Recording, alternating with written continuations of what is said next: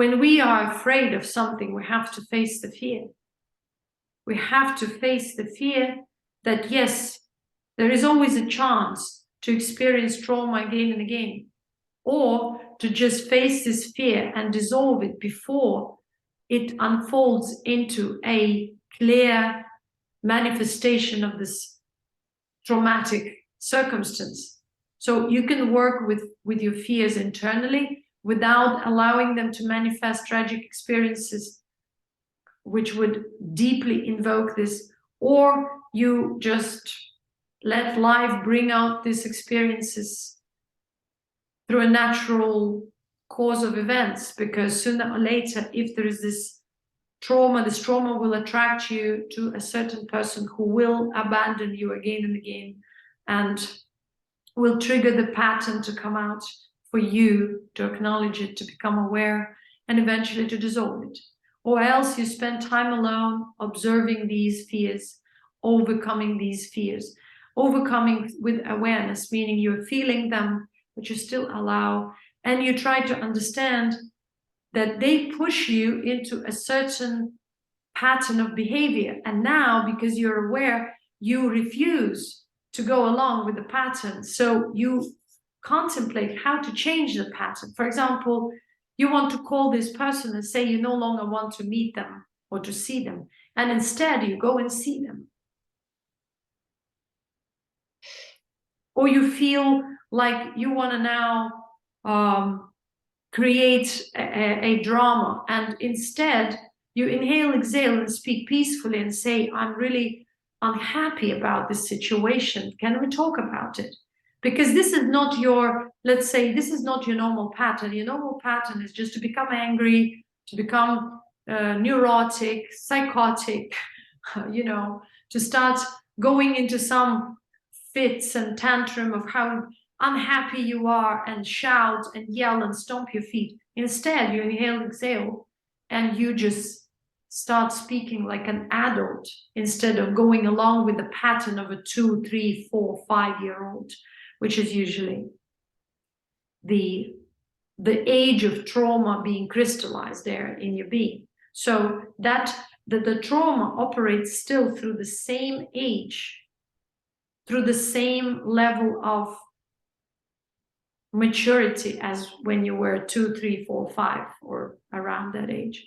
So you transform your narcissistic or any type of selfish behavior, which is usually the behavior of a child, infantile.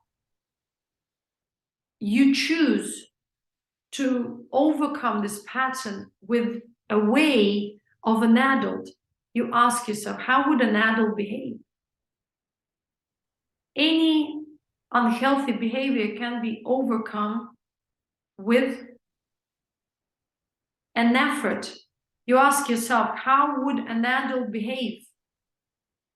How would I behave as a true, mature adult? Would I throw myself on the floor? Would I stomp my feet? Would I yell? Would this even lead anywhere if I want to build a mature relationship? Or I would sit myself, I would ask kindly my partner, even though it feels unnatural, because I want to just throw myself on the floor, or I want to yell, or I want to stomp my feet, or I want to curse. Instead, I inhale, exhale, and make an effort to just sit down and say, dear, can we have a conversation? And it feels so unnatural, hurting your solar plexus, against your common rules, but you do this. And this way, slowly, slowly, you start overcoming the narcissistic, the selfish, the traumatic pattern of behavior and response with a more mature approach. Day by day, each time you're aware and you choose not to go along with the tantrum, with the fit, but with a more mature process, which would include a conversation between an adult and an adult. Yet, there is a high chance or possibility that your own partner might not be mature and they might throw a tantrum. But remember, you're not in control of that. All you can do is give them a chance to have a conversation. If you see that they become aggressive, manipulating or manipulative, and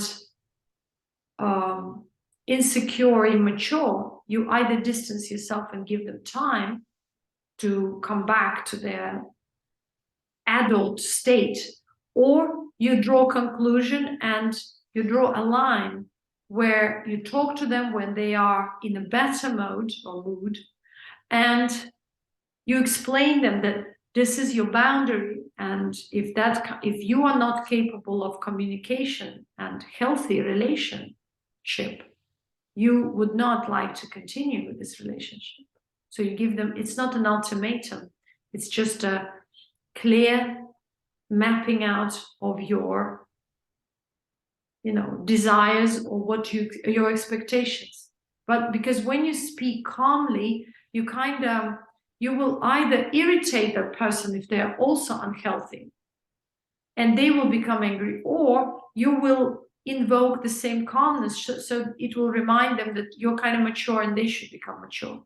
So if you deal with the first case scenario where the person is immature, instead of appreciating your effort and calm approach, they start throwing themselves on the floor and stomping feet and yelling and being aggressive, you should understand that this is not, only you know that this is not what you're looking for.